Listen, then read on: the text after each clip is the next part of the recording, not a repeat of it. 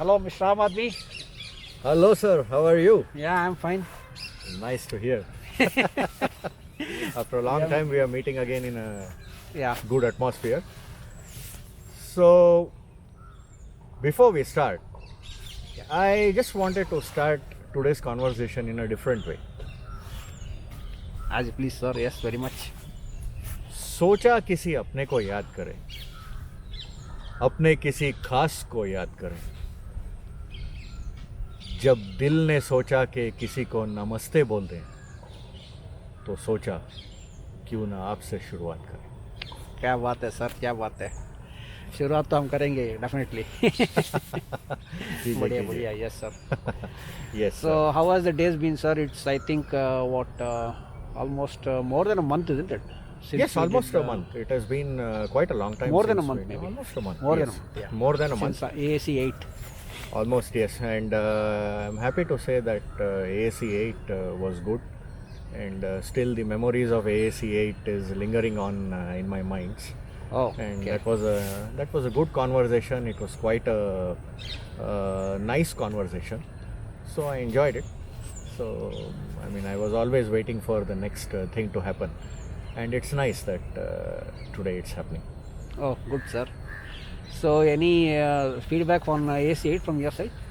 Yes, actually, Any acknowledgements or any, what do you call, citation you want to give to any of your fans or people who would have commented to you? yes, actually, I would definitely like to say thank you to all the people who have given their time to see AAC 8, and they have come out with very good positive feedback, I would say. Most of my friends and well-wishers whom I shared that across, they actually liked the way that was shot and the questions that were framed and how the questions were directed. So most of them, they really appreciated that. And also the length of the conversation, quite a few people said that it was quite nice because it was involved, like it was, they were getting involved in each subject at all points of time. So yes, it was nice. I would say that that was quite a good moment, Okay. which I will cherish for a long time. Okay. Any special mentions, call out, sir, for anybody as part of that video? Like we did for, I think, AAC, one of the series, Milind, for the coffee video, I think. Yes, here I would definitely like to mention one comment from one of my very close friends, family friends, Mr. Arun Attawar from Pune, Okay. who devoted his precious time to go through the video. And he was really happy that the way the questions were framed and the way the responses were given to those questions, he was quite happy with it. And he felt the questions were really directed in such a way that they could have caught you unawares at any moment of time. But Okay. the reality check was done well, and it was good. Like he said that it was well directed, well responded, and he was happy with the way things went. Okay, good, sir. Thanks. Yeah, I think from my circle also there was very good feedback for that. Some of them acknowledged that those were relevant topics, evergreen topics rather. It was. At any point of time, and that they acknowledge the need for such discussions. Yes. Because these are seldom spoken about in mainstream or Yes. generally, right? Because Yes. these are actually what they said is it is little bit more on the philosophical side. Hmm. The topics were philosophical. Hmm. Like when you talk about luck or superstition, Fatality, or, all that, superstition, right? yes, So, yes, yes. fatalism. Hmm. So they said it definitely needs some coverage. Hmm. So of course, yeah, that was the feedback.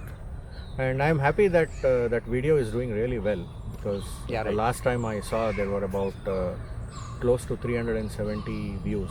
Okay. And I'm really thankful to all of them who have seen that video not once but repeatedly, and who have tried to inspire us more by giving their due feedbacks. We will be only inspired more to do better jobs ahead. Right, sir. So just for the information of audience, we are maintaining the 6 feet distance Yes. between us right now as we Yes. speak. and there is hardly there's no soul around us. We are right now in a very secluded environment where there is no human beings Yes. right now. So that is the reason we have just dropped the mask a bit, Yes. so that the audio clarity is good on the video. Otherwise, there is no. Basically, we are taking the precautions. Precautions, It's not yes. like we are thrown it to the wind. Yes. Just so that everybody is aware. Aware of it. All our well-wishers, thanks Yes. to them. Yes. And so today, I just wanted to, because for a long time we have been talking about one topic, which requires to be taken up in this AAC format. For a long time we have been telling. There are many, of course, there are many topics which are lined up. But this is something which we actually, I think, this topic what we are going to discuss today, it has the, what do you call, the qualification that it was the first time we ever thought about AAC as a format. That was the topic with which we said, you proposed a topic to me Right. while we were actually standing in a signal on a rainy afternoon. Right. And that is when I basically came up with the idea that we should do this as a conversation. So that that's the format of presentation that I got, instead of basically going ahead as a talking head or a presentation, voice-over oriented content. It should be more engaging, More of an interaction, because it and requires more. It should not be one is it should not be like a one way, Yes. and the second thing is when we script it and when we present it in a pre-ordained format, what happens? The depth is fixed. The depth of to what level we can go in and get clarifications on the fly. That never happens. That never happens. Yes. So here, of course, I have the advantage of asking you some questions, presenting you some questions for which you respond, and we have taken it forward up to 8 now in this 9th series. So this topic which I wanted to discuss today is about senior citizens. Excellent. Yeah. So basically, you have proposed that actually you are. That day I remember the mood in which you proposed this topic. You were pretty disturbed about how senior citizens are facing a lot of challenges in their day-to-day living in today's times, and how basically the issues faced by them, and what is the importance of us, or our obligation and importance that we need to take care of them in a good manner rather than irritating them, or even from a how you're actually having a mixed perspective. I remember you were telling the plight of senior citizen is 360 degrees. You took a view, like individually as his health, mental and physical health.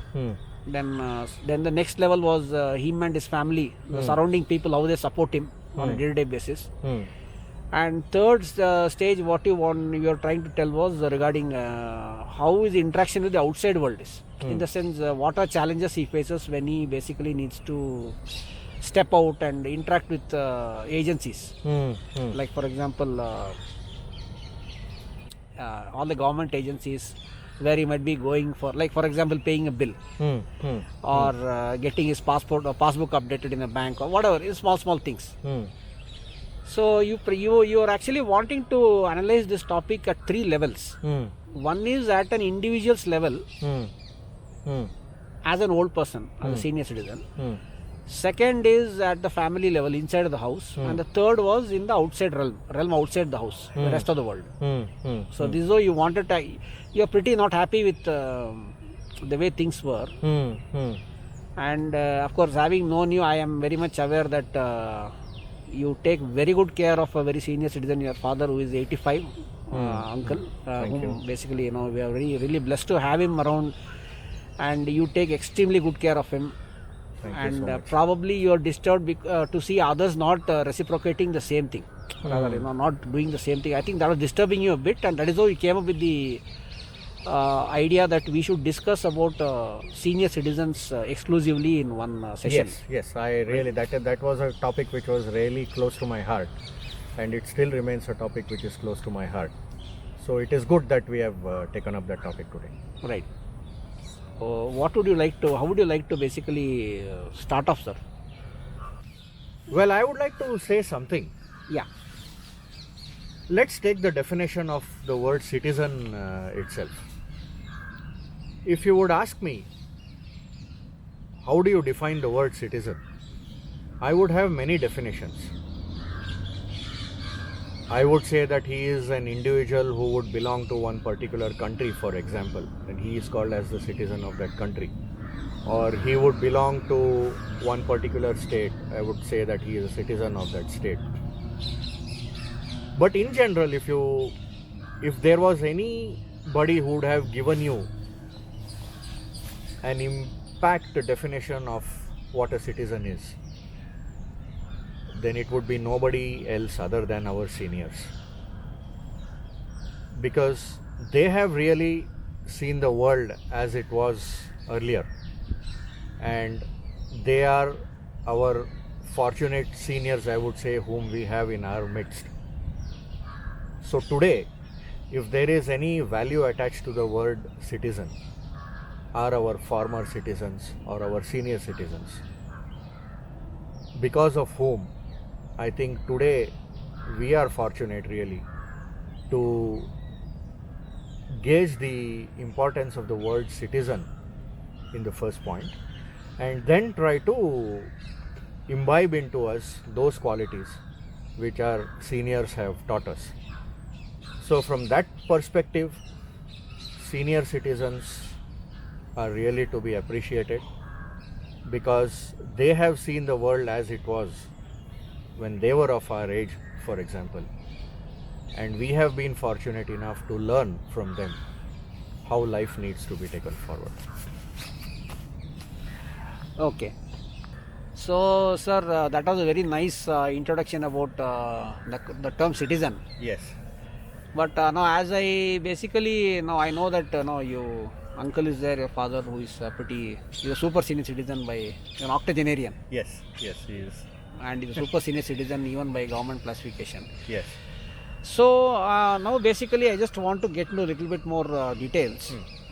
So what do you think about the importance of mental health when it comes to age and mental health? Do you think there is a correlation, like for example when people become old, they become a little bit more I mean basically when it comes, emotional sensitivity will be high, emotional swings may be big, and all these contribute to basically, let's say, the mental health.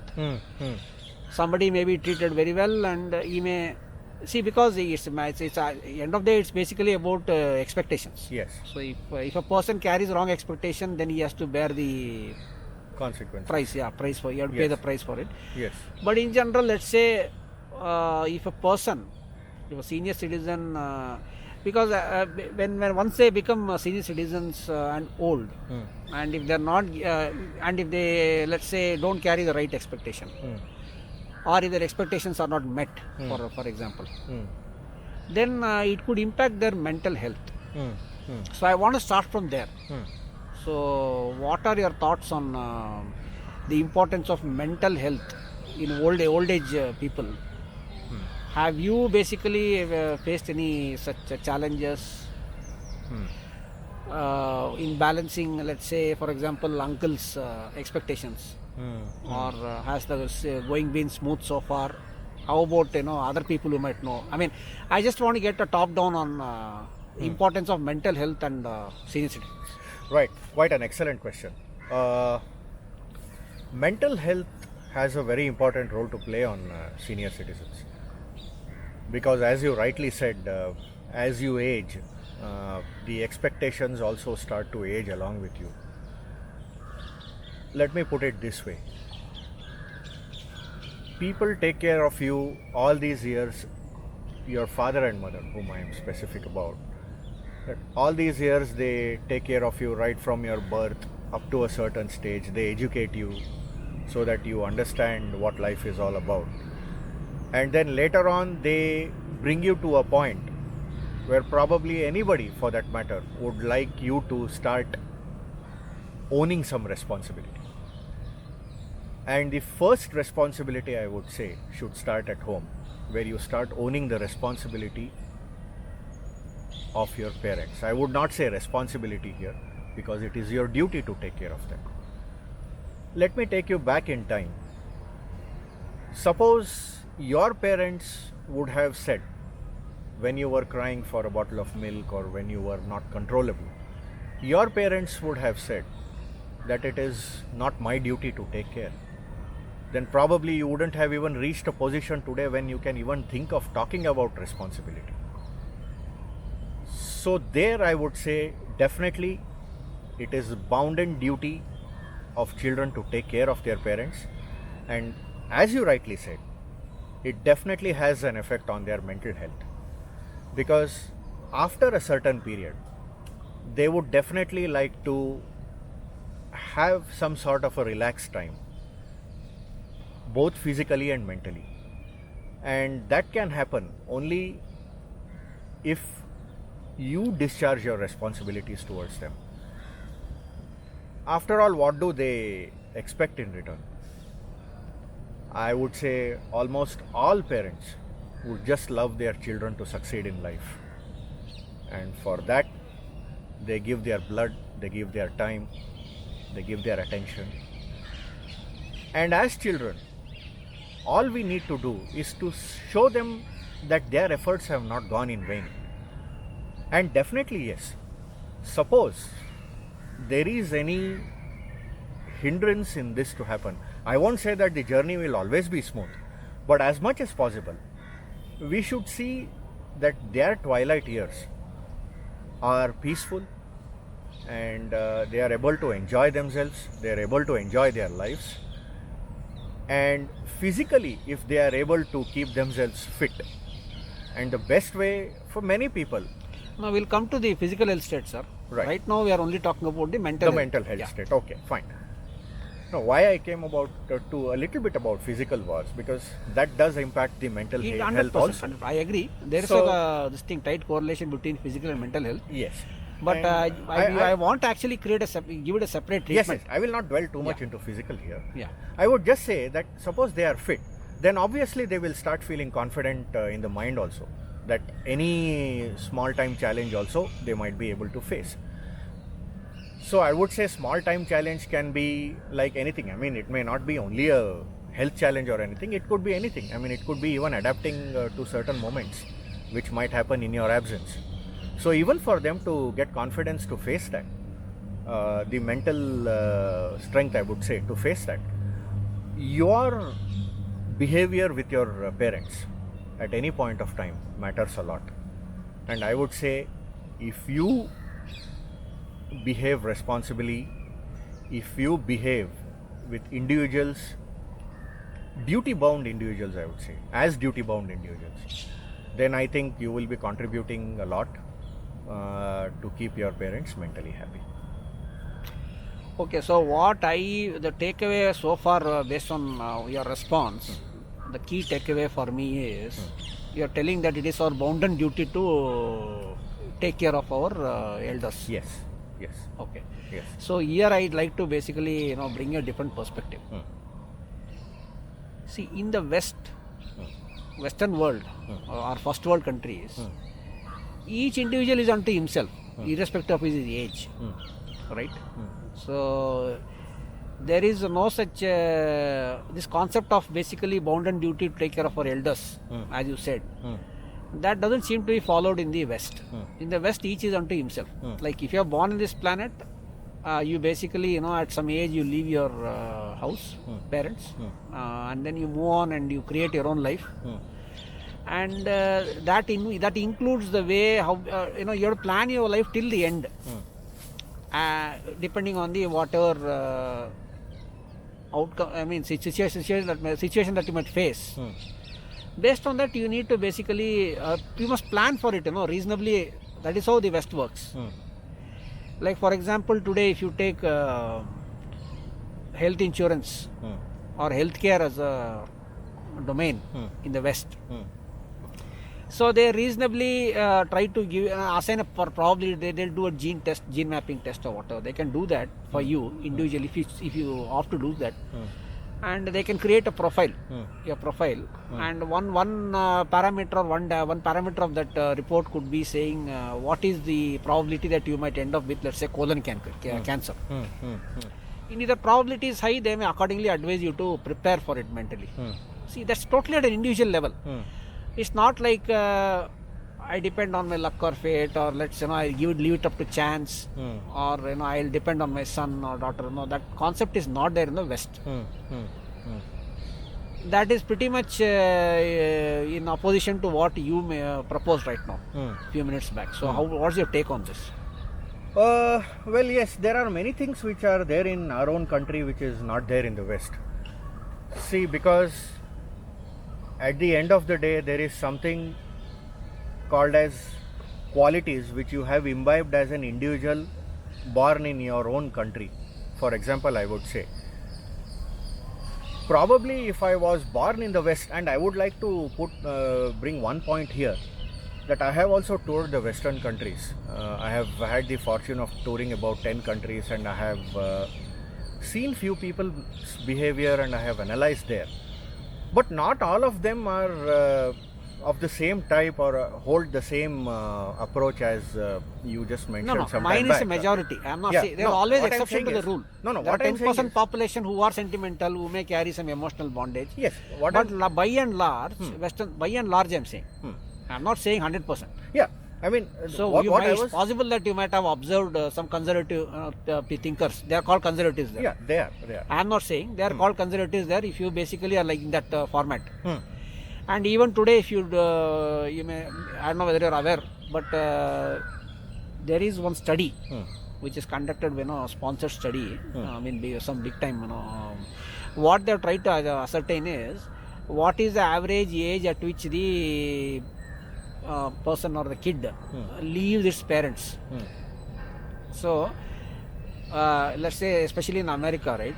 They think 18 should be the age when the kid goes away, leaves the house and goes on his life. He goes anywhere in the world, like get lost.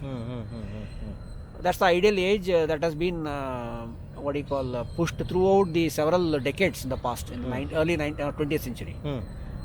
And the report says today that the average age when the kid, even at the age of 24, 25, is still continuing to live with his parents, him or her, whatever it is, right? And they say that is a matter for alarm. Now you see, there could be a macroeconomic perspective to this, because 18 when you get out, you start. In America, what happens in the college is a place where you date your life partner, and on average, 2 to 3. See, the studies are there, statistics is there, which says that on an average American goes through 2 divorces, and the third wife is with one with whom he settles down. Is vice versa. Even the wife also may go through so many relationships. The kid stays with whom, whatever, blah blah, right? So they say 18 age when you get out and you start making decisions in life and getting hurt, you fall down and get hurt and get up and all that stuff, no? So once that is what keeps the economic engine rolling. Subsequently, you will find a girlfriend. You may want to actually marry and settle down, and then you have to buy a house. So housing starts as a major economic driver in America. Then you want to go for a car, appliances. Kids come, then send them to school. So that is how the economic engine is basically modeled. Or these are the key driving factors of the economy in America. So they say, if a kid is today staying for more time than 18, like 24, 25, up to that he is staying average. Even then he is not leaving his parents, that protective cover. They say that is in the long term not good for the economy of the country. Right? So, what you are proposing here is based on, I believe, Indian values. So, it's a cultural thing is what you are telling in India. Not only that, I mean, see, like what I would like to put it across here is, for example, yes, culture has definitely to play a very big role in this. For example, see, any country which is a Western country or whatever it is, it has planned itself 200 years ago itself, as I would like to put it, in whatever understanding I have. I may not have the depth of the understanding as many may have about all these things, but whatever understanding I have, having seen what stage India was about 200 years ago and how it was ruled and by whomever it was ruled, those countries have planned itself 200 years ago. So their way of living and their approach towards living in general would have molded itself with that point of time. What I would say is, having lived or having seen a lifestyle which we have seen after having been born in India, whatever we have learned or whatever we have captured is all from our parents, for example.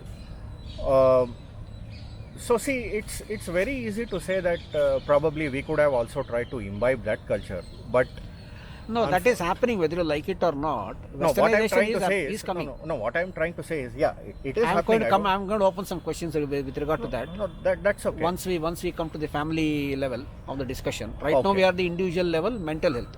Okay. So what you are telling me now is we should limit the scope of this discussion to an Indian setup, not talk about the whole world as such. No, I mean, Or- I was just trying to answer your question on the Western world, because you were asking me that how different it is when you talk about an Indian culture and when things are actually happening in the Western world. I was actually trying to correlate the answer Okay. to that. So what do you think? Should we include a global perspective or only an Indian No, perspective? you can include a global perspective, but I will try to respond to you to the best of my abilities with whatever answer suits the question, I would say. Okay. If it suits the global perspective, I am very happy with it. But if it doesn't suit the global perspective, I think probably you will have to adjust with me. So now let's take a global perspective. Yes. So the Western ideology is opposed to what you are proposing, or what's your belief system, right? That's what we discovered so far in the discussion today. Because the key takeaway of what I told you earlier, based on your input, is that you have bonded duty to take care of the world. Obviously, yes. Yes. So there's a clash now. Yes, of course. So what's your take on this clash? No, I mean, I leave it to their own individual approaches because, Western world wouldn't have really been exposed to the way we have been exposed to living life. So probably I would definitely not try to comment more on how they are approaching this particular subject. At the same time, I would like to stress on the fact that we have been brought up in certain ways. So where I think unless the circumstance makes us to deviate from our practices, I think my suggestion would be to stay put to whatever we have learned from our seniors. Sir, the reason why I brought this cultural dimension into our discussion today is because, see, there is one thing common, Right. irrespective of where you are in the world. No? Right. There is one thing common which I have observed, and you will also agree. Every generation always invests only in its next generation. Every father will try to take the best care of his children, and that child will continue to take care of his children. It goes on. So every generation of human beings so far has been forward looking. They are not backward looking. Like, oh, I'll take care of my parents, then my kid will take care of me. I'll not take care of my kid, but he'll take care of me. That's the other way. No, there are two ways this situation can move. Situation one is, see, you marry, you become a father, and you tend to your kids. Same thing is what your father did. Some time back he married, and you were born, and he is tended to you. By and large, a lot of bandwidth of an individual is spent. Is like 80-20, I would say. 80% of his bandwidth is spent in caring his children, and 20% or less is towards his parents. That is the model. It's always skewed towards the future, not the past. That is a common observation, irrespective of what culture you come from, right? So even this is basically slightly, opposed to your proposition that we should take care of our elders, right? So No, I would not say totally opposing. Let's say, let's take your this thing. How much time do you? Of course, you are not married and don't have a kid, but if that happens, then that's a different story. If you take our other good friends in our circle, majority of them, if you analyze their lifestyle or what do you call their day-to-day living, you will see that they are heavily skewed towards their children only, not their parents, isn't it? So in many cases, the parent is left to fend for themselves. Yes. So that basically has an impact on the mental health of that person. 70s and 80s face this irrespective. It may not be only in my family circle which I have seen this, but outwardly also I have experienced these sort of situations where senior citizens are made to fend for themselves. And I think a slight bit, I would again say that a slight bit of responsibility from their children's point of view where they could devote, if not 100% time, at least about 50 to 60% of time, if they could devote even to their parents. All they need to just No, sir, I'll come back to you. See, you have, let's say, you sleep for 8 hours in a day. In 24 hours, you sleep 8. 33% is gone. 66%, like 16 hours you have. In that 16 hours, like how, in your day, let's take your, this thing for example. How do you, what percentage of time you really spend on yourself, and how much is on, No, actually, initially I was working out of office. I have spent more than, I just wanted to bring this into picture actually to answer your question itself, but there could be a lengthy answer. Initially I was working out of office. And when I was working out of office, unfortunately, those times when my mother and father were around, probably I would have been a little bit more confident, because like maybe my mother is there to attend my father, or my father is there to attend my mother during those days if there was any emergency. But unfortunately, when I lost my mother, I realized one fact, that not that I wasn't realizing it earlier, but I realized one fact to the magnitude that someone should be there to take care of them for a considerable amount of time. So that is the very reason I shifted from an out of office work to a work from home arrangement. And today I am happy that there is no percentage involved in the amount of time I work, or the amount of time I spend for myself, or amount of time I spend along with my father. Because I am happy that whenever he needs me, I am there to assist him, which wouldn't have happened, when I was working out of office. The major reason for that would have been different. Like probably I was caught amidst a very important thing or something. But even in that moment, I don't think any office or any organization is selfish to that extent that it will not allow you to take care of a family exigency. Obviously, everybody will accommodate you. So that is the main reason, today I am extremely happy that there is no percentage involved in me really devoting to my father or to myself or anything like that. Today I can, from a work from home arrangement, I can plan myself. If my father wants me to attend to him for some immediate urgency, I will do that. But at the same time, the amount of time I spend with him, I will be compensating it in another way. So there is nothing like only 12 hours or 14 hours or 16 hours for me in a day. So in your case, since you have the advantage of working from home, yes, you are saying that roughly 20 out of 24 hours you are with him. Yes, not only with him. I wouldn't say with him. I would say even if it is 20 hours, I'll devote time for him. I agree. No, since you don't want to give a percentage, is totally different. See, being with him is totally a different perspective. I won't spend 20 hours completely with him, nor would he advise me to do what that. I'm saying, 4 hours you may go out leaving him at home, roughly in a 24 hours pace. Otherwise you sleep. I mean, you are always in the same premises or within 10 feet proximity to him. You may not be sitting and talking to him, but within that house, I would see that I am available to him. That is what I'm saying. Like, that's what, even I may not be of course, I may not be just at home or something, even if I have gone out or something. So you're always within reach. I'm within reach. Okay, yes, so that would be the best. So 20 out of 24 hours you're within reach. Within reach, yes. Which means within a matter of couple of minutes you can go to him. Yes, I will say that I'll go to him. So that is 80% roughly. So 80% of your day. You can take the percentage. No, I want to have some percentage. Yeah, okay. But in this discussion, I want to focus on some numbers. Okay, fine. Then I just want to put a number to everything. Fine, right? Absolutely, no problem. So that's what I'm saying. So 80% of the time, in 24 hours, you are available within 2 minutes. Absolutely. To him. Absolutely. That's what it sounds. Yes. See, that day, going back in my memory, something had angered you about the state of affairs today when it comes to senior citizens, and you wanted to basically wake up and give a wake up call to people.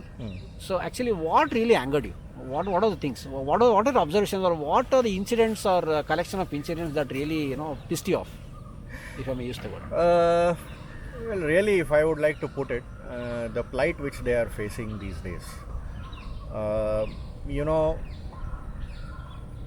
if I go back to a little bit earlier in our discussion, if I would just brief that again, there were times when our parents spent everything what they had for our care No, and no, no, everything. sir. That is exactly what I'm telling. See, that argument cannot be applied. It is beyond culture. See, every generation always invests a lot of 80% of the time on their kids. No, that is right. Yeah. So That in is- your case, you are not married. You don't have a next generation yet. So you may be getting all the bandwidth to focus on your parents. There, No. there are many people like you in India. No, I mean, yes. Even but- for example, if you take in my case, I'm available for my mom just like how you're available for your dad. But if you take our other friends, I don't want to take their name, but our close friends whom we keep interacting with, family people with kids, and how they are looking after their parents, we very well know. They always look down on their kids rather than looking up to their parents, because their parents also did the same thing. See, if you go back 3 generations, they also repeated the same thing. Once they got married, the focus shifted to their family than their parents. This is a repetitive cycle, and this cannot be avoided. No, just because I and you want it to not change. It is what it is, which means roughly only 20% max a person will spend time for his parents, if at all. Right? And it may not be actually in line with your philosophy, personally, your personal philosophy. That might have been a reason for you getting pissed off. Is that the case it is or nothing, object? it is nothing to do with personal. It is just a general. I mean, because like I cannot direct the way people would really want to live life. Because if I am asked a suggestion or if I am asked my opinion, I would just give it as an opinion. It's for people to follow.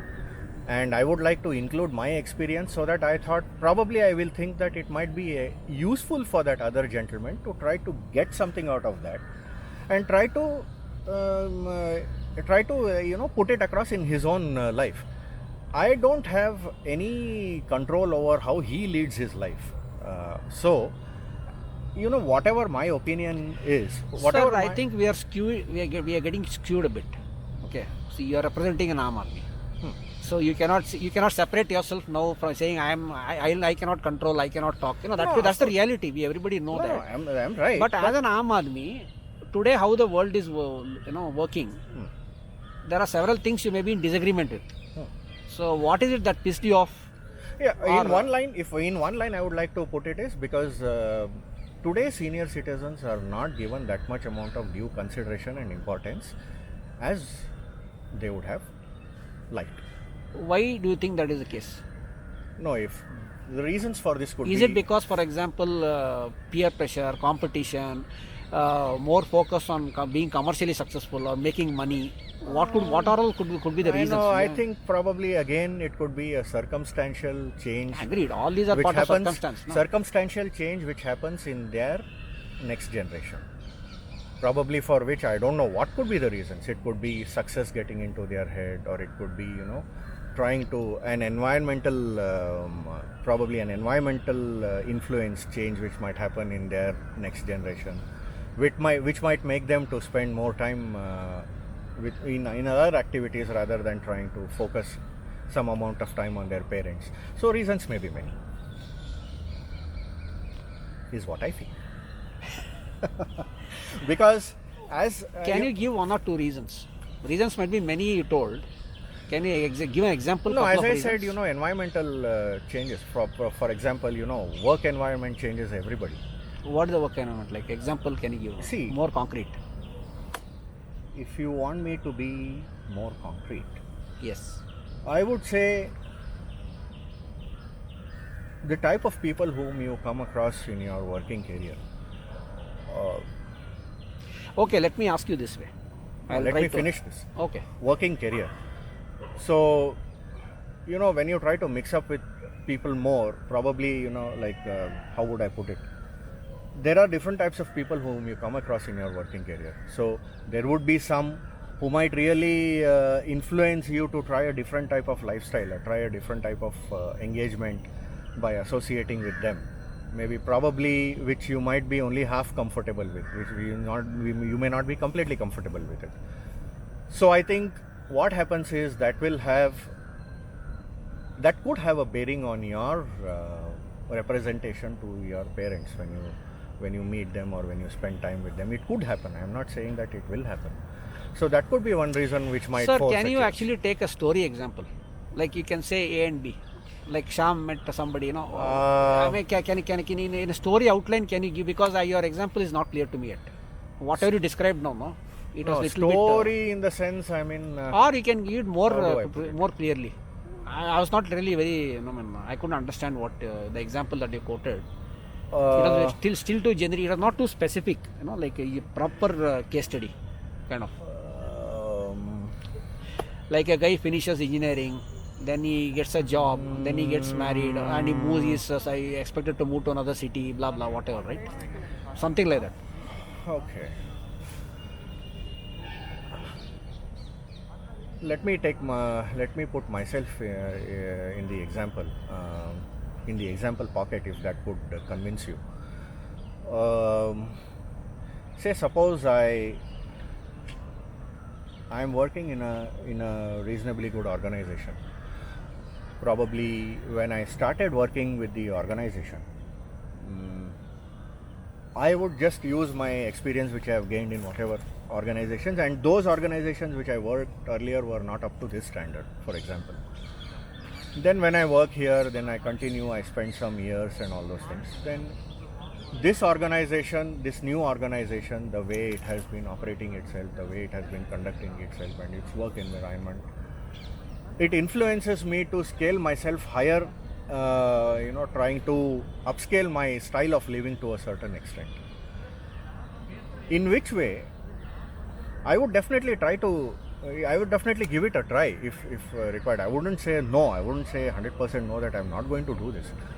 But suppose, in the pretext of doing that, I lose my way, and then I try to get myself involved in certain moments where probably that I wouldn't have otherwise envisaged to do or something like that.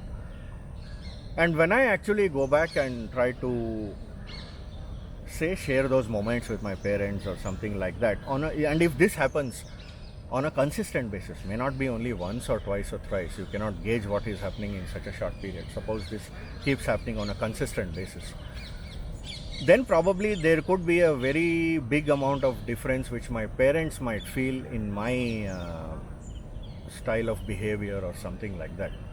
So which again could have an effect on their mental health. So, taking this as an example, I would always say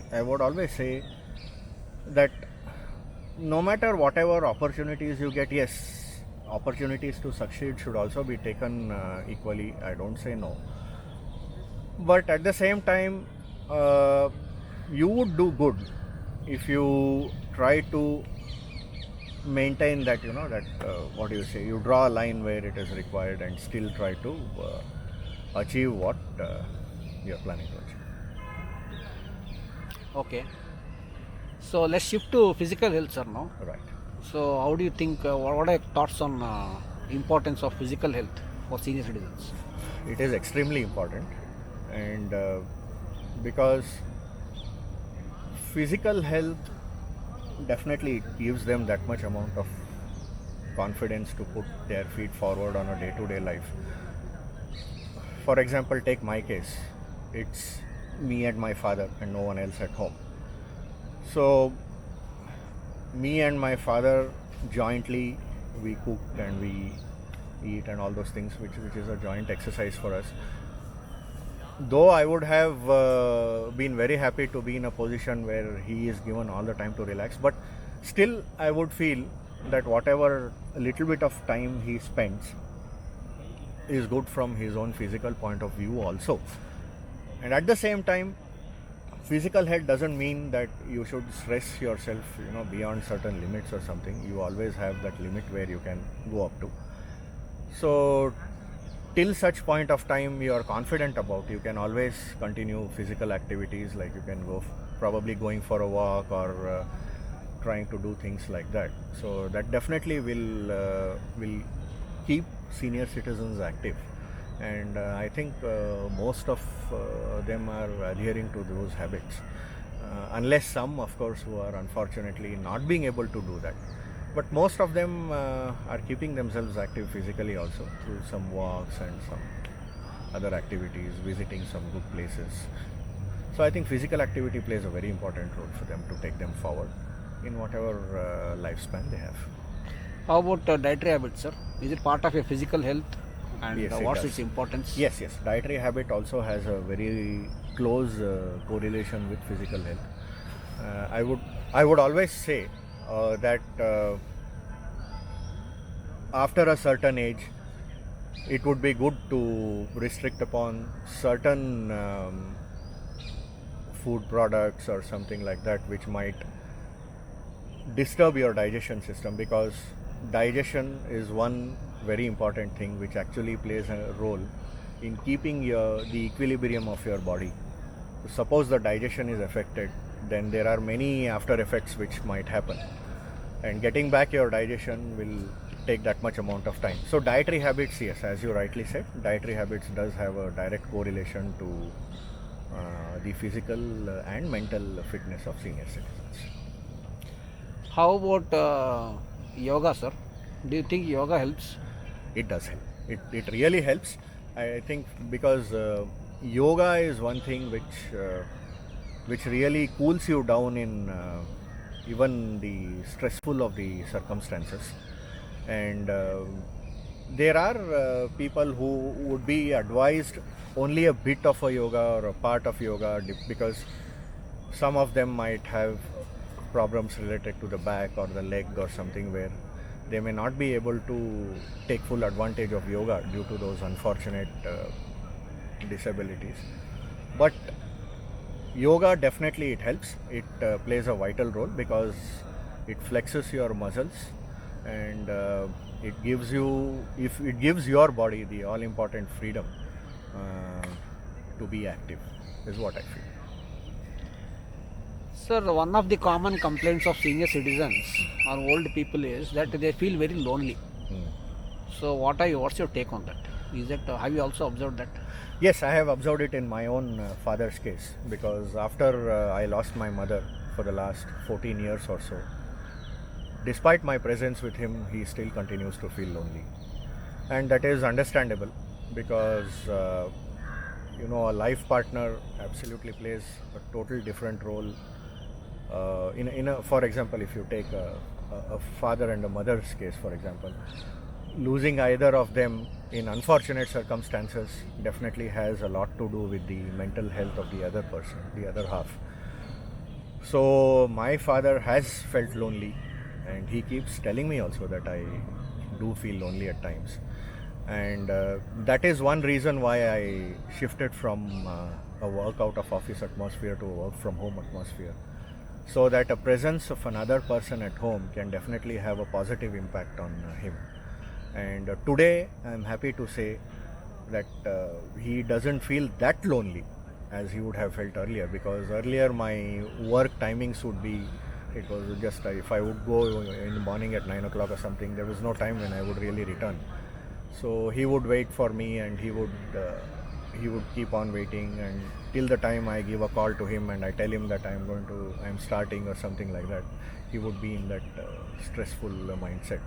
But today I am happy that he is more relaxed, because he doesn't feel that lonely, though he still feels because of the absence of my mother. But I think 50 to 60% of that loneliness must have reduced because I am with him. Sir, just continuing on the same topic. Yes. See, there is something called being physically lonely and feeling mentally lonely. Yes. Mentally, it's a feeling. Yes. Physically, it's a being. Yes. You are physically lonely, you can be so there are people who feel lonely even though they are not in the middle of a crowd. Yes. And likewise, Yes. there are people who never feel lonely mentally even though they are physically alone. That is the best, worst case and best case scenarios. So do you, basically what's your experience like physical loneliness and mental loneliness, no? Being mentally lonely, feeling mentally lonely and being physically lonely. So you're going on telling, I work from home, you feeling better. I am only able to see the physical dimension. How does it impact his mental dimension? Can you explain? Can you elaborate on that? Okay. Not his. Since you took that example, I am referring to him. No, coming back to the same, it is. In general. In general, I would say if a person is going to feel mentally lonely, even though he's put in a crowd, even though you're around, that is a mistake with his baseline expectation, isn't it? That has to be corrected, isn't it? no, I mean, like, again, that that is one's own personal. I wouldn't say, because, like, if I am between, if I am in the crowd of 10 people, I might feel lonely. I don't say no, because there are many factors it could be attributed. No, it's nothing to do. It's not so much do with age. The general concept, one can feel does, I mentally agree with lonely. But what I am telling, in age, once you retire, retirement is a big milestone. That's what makes people feel like they are old. Yes. Or aged. They become senior citizen kind of thing. See, today, let's say you have 58 as the retirement age in India, but 60 is the age when you become a senior citizen officially. So there's a 2-year gap. Anyway, that's a different story. But what I'm saying, in a work life, once you retire, generally people feel useless because they say, okay, end of life, like I'm not worth anymore. Now I need to count days towards my sunset or demise. So that is a baseline expectation. If somebody has, then no matter what you do to him, he'll always continue to feel useless and lonely, isn't it? Well, at least The more aged you are, the more the probability of mentally distancing yourself, because you have some bias in you. Some people say, okay, I am not useful to this world anymore, so I should not try to be a nuisance to somebody else. So let me some withdrawal symptom kind of thing. Those kind of things are also there.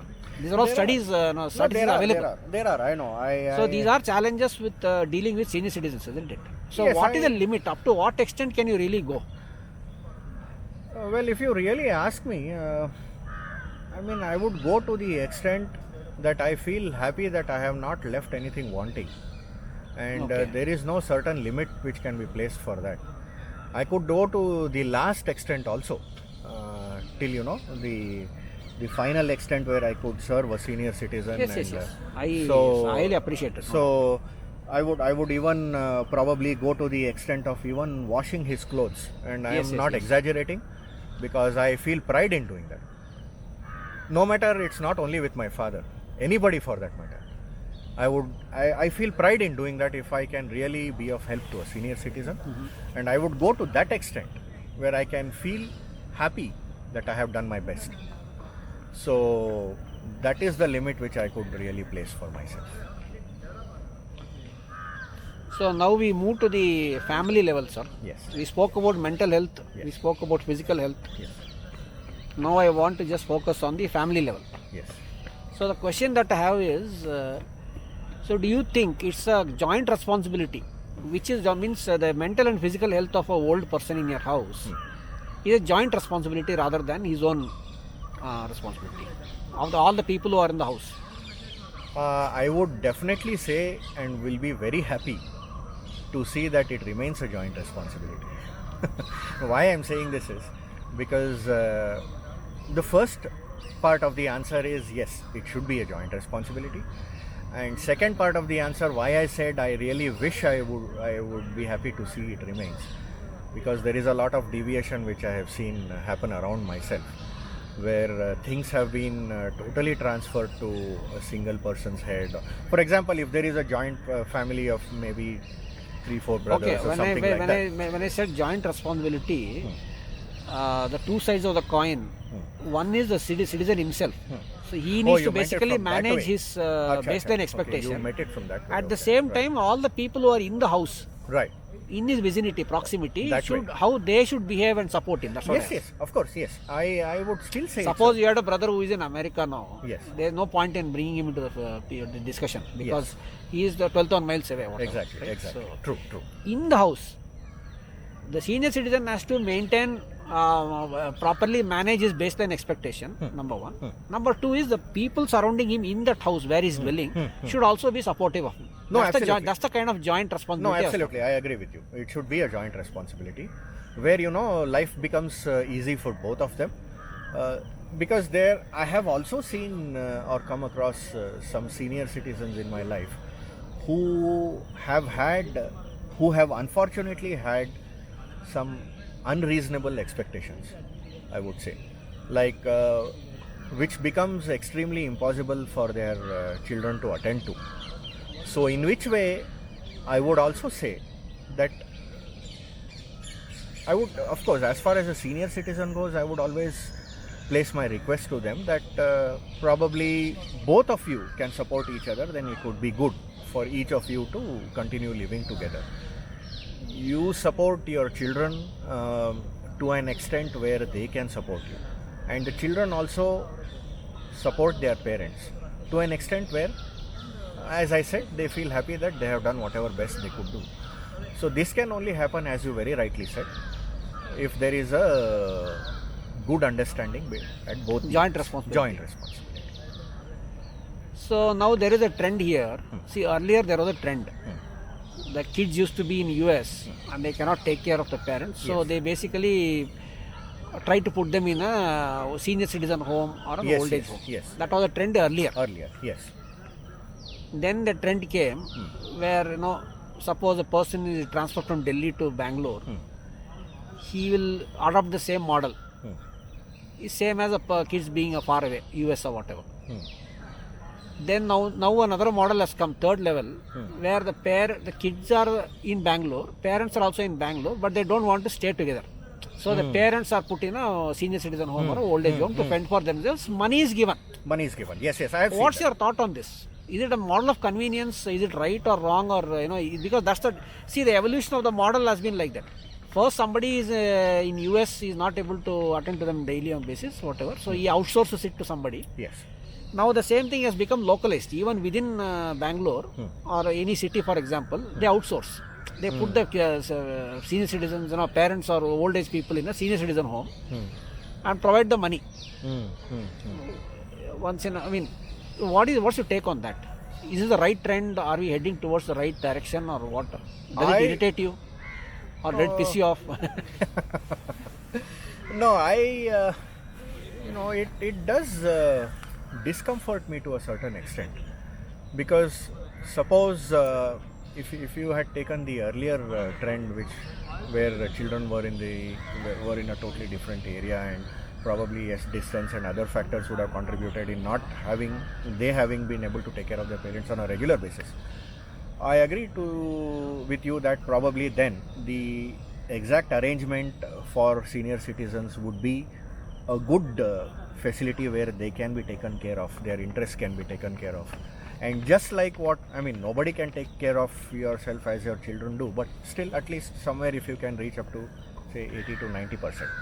But the downward trend which you have rightly explained about, where I wouldn't call it downward trend, it's a new trend. Okay, new trend, fine. If you would call it as a new trend, being close to your eyes, still you have you choose upon that arrangement of putting your parents in an old age home. I am not really for that, because if there are extenuating circumstances which might force you to do, and there might be also, as I said, circumstances could evolve out of for any reason. So if there are some uncontrollable circumstances which you have to do it at any cost or something like that, then probably it's an individual's decision, I would say. But Sir, actually, this side of the coin, like the people, the younger generation, the kids, their argument is, see, there is incompatibility of thought and values. It's a part of the generational gap problem, but they don't want to call it generation gap. They say I'm incompatible. So when people of two different competing thoughts cannot stay under the same roof, it creates a lot of unhappiness in the environment. And at the end of the day, everybody wants to just have a peaceful and happy life. So they say it's better that competing ideologies stay under different roofs. That is the argument they put. See, I know that in your case, because we have discussed a little bit about you, I just see you're not married, you're not got that thought clash yet. Tomorrow if you marry and another soul comes with some baseline expectations and there is a clash of ideologies, then this kind of fractures will happen. And that is the reason why this new model of trying to outsource the parental care, no, to some other organization at the cost of giving some money. So money is being paid to secure some peace of mind is what the argument is. So that is the reason why this is happening is what they say. Even I'm not also sure. There could be two, because the people who basically practice this are the ones who tell. So we have to take it for a fact. So now I just want to move towards the next level, sir, where the challenges faced by senior citizens when they step out of the house. So what are your what do you think are some of the challenges faced by senior citizens when they step out of the house? Security is the basic challenge, the first and foremost challenge, because today's world has changed to such an extent that with success, insecurity has also come. So whether it is for senior citizens or whether it is for citizens of our age, security, there has been a lot of change. Probably even people of our age or people even 20 years younger to us are thinking about security these days. Security is one major challenge. Security against, primarily what you mean is security against crime, is it? Or crime could be one thing. Financial security, if you Financial security is one thing. that is the investment angle.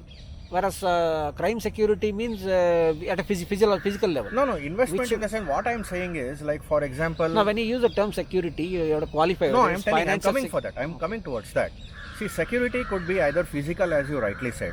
Security could be because even if today's world has changed to such an extent that even 5 rupees if somebody gets to steal, they will not stop back. For example, if you show me 5 rupees hanging out in your pocket, and if I am really of that mindset, I will just keep you engaged in something and steal that 5 rupees and go away. Well, probably you might have the flexibility to counter me, but senior citizens won't have. That is where I talk about so it security. Is basically security against crime. That's against crime, yes. And the other thing is health, of course, because however confident you go out, you step out as a senior citizen, the most important aspect which might vary is your health condition, and specifically if you are a chronic patient and if you have faced some difficulties on a repeated quantum, then probably that could have an impact at some time or the other. I wouldn't say every time. And one more thing which is again related to health itself is the movement of traffic, I would say. Because I have also seen, personally I have experienced, when I have gone out with my father for a walk or something, at times he does get disturbed when any vehicle passes by him at great speed or something, though I am there with him. So that is one aspect which I feel that if I could really imagine if he goes out on his own and if he faces that, what he might experience. So these are the 3 major things which I feel are there in the mind of senior citizens when they move out alone or something like that, outside the house. So security against crime, yes, health, and the third is traffic. Okay, now how about things like interacting with public services utilities, like paying bill, Bangalore one, or a visit to all this kind of things? Now, do you think today the government of the day and all the procedures are facilitating smooth transaction for senior citizens or not? There is because for example, if you take a passbook update, it should not be like they make 3 visits to a bank just to get that done. No, absolutely. Right? Procedurally when they put so much load. I agree. Do you think those kind of things are how do you think it has evolved? It has evolved because yes, I think I would say parents of individuals, say about some 20 years ago or something like that, 25 years ago, let me put it that way, probably they would have had an exposure to change along with time. Say in the digital world, as we would say right now, probably people say about say 20 to 30 years back or something, who would be around who would have touched about 60 years old or 70 years old, something, they would have a certain amount of idea about how things have changed. So probably, like as you rightly said, paying a telephone bill or paying getting a passbook updated or something, these days you have those passbook updating machines and all those things. So, or an access to the mobile or an exposure to a mobile and all. But people who have seen that change happen, as their children would have explained to them or trained them or how to do it and all those things, then for them life would be a little bit easier. But not for people about 70, 80 years old. Or, for example, again you take my father. The way he was used to paying an electric bill is, for example, just go to a Bescom station and then pay and come back. But today you can do it online. So yes, from my point of view, I will try to educate him how it is to be done online. But he has had his own practices. So there could be a possibility that he would not like to deviate from his practices. During such time, probably I think he might face certain challenges which are unavoidable. So yes, things have evolved, and challenges again are, I would say, time based, as I explained to you a little bit earlier. Probably people of 40 to 70 to 80 years back or something might face a little bit of a problem adapting to this new system, whereas people who have grown or changed along with the new system or have tried to have an exposure to the new system, for them life will be a little bit easier. So there is one general question, sir. This could be blunt or it might irritate you, I don't know, but I just want to represent that question to you. No problem. Getting irritated doesn't really, it is not the way you really discuss. So, okay, so I just want to give you a heads up. See, the thing is, what they are saying, the belief. Yeah. Senior citizens don't add any value. They are just, because from their life we have nothing to borrow, because we are living in a new setup and a totally new technology driven world. So they don't have anything to add value to the way we live our day-to-day life. And they are more like a baggage or a burden sitting in front, and it's better to keep it away, tuck it away. Right. Some old linen, Right. dirty linen, you try to tuck it away in the cupboard, Right. so that it doesn't, your surroundings look clean. Right. So this is a very strong perspective with many people today, Right. saying that there's nothing that value they are going to bring to the table. Right. They lived their life, okay, they gave birth to us, they brought us up, but today the way we are dealing with the world, in that they have no part to play, is what they are saying. So what do you have to say on that? I would just say it's an individual's opinion. Major, sir, that's what I'm telling you. When I represent a question to you as an Aam Aadmi, I'm talking about a general opinion which is very prevalent. So I mean, like, you could put a full stop to the answer by saying it's a one's own opinion or one's own way of living, and there's nothing more to talk, right? But that is not, our agenda is not that. So because what I would say is, as I explained to you, it's about a value proposition. No? Today everything is driven based on value proposition. So what value they have actually now they are adding.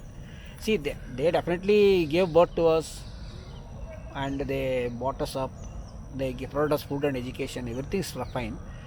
But otherwise, today a senior citizen at home, he cannot be of any help or any value to me. Other than he being other than the relationship, right? So that makes it pretty much easy to outsource him to old age home. This kind of thinking, isn't it? it's a very difficult question to answer. Let me put it very honestly.